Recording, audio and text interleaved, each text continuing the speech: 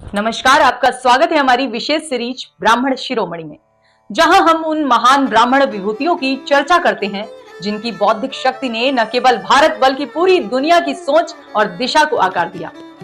आज जब पाइथन, जावा और आर्टिफिशियल इंटेलिजेंस जैसे शब्द आम हो चुके हैं, तब बहुत कम लोग जानते हैं कि आधुनिक डिजिटल क्रांति की जड़ें भारत की प्राचीन ब्राह्मण ज्ञान परंपरा में गहराई तक समाई हुई हैं।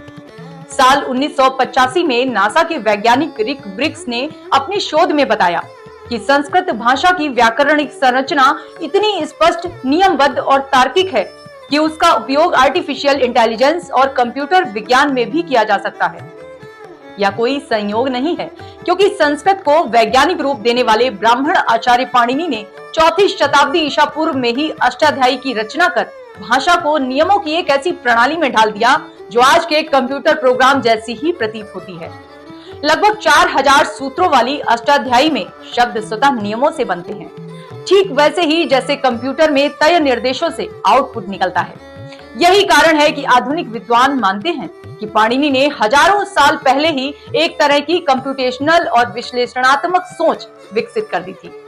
संस्कृत के माहेश्वर सूत्र, इसकी त्रुटिहीन व्याकरण व्यवस्था और ब्राह्मण ऋषियों की तर्क प्रधान परंपरा ने भारत को नियमों में सोचने और गहराई से विश्लेषण करने की क्षमता दी, जिसका प्रभाव आज भारतीय इंजीनियरों की वैश्विक पहचान में साफ दिखाई देता है।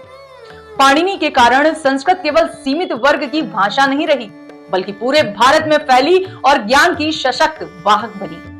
यही वजह है कि आज जब पूरी दुनिया आर्टिफिशियल इंटेलिजेंस और डिजिटल भविष्य की ओर तेजी से बढ़ रही है, तो वह अनजाने में उसी ब्राह्मण बौद्धिक परंपरा की ओर लौट रही है जिसे भारत ने सदियों पहले रचा था। ब्राह्मण शिरोमणि के इस एपिसोड में फिलहाल इतना ही। अगली बार हम फिर किसी ऐसे ही ब्राह्मण शिरोमणि के जीवन और योगदान की प्रेरक कथा लेकर आएंगे, जिसने अपने ज्ञान, तप और कर्म से राष्ट्र और मानवता को नई दिशा दी। तब तक के लिए हमें दीजिए अनुमति। जय सिया राम, वंदे मातरम।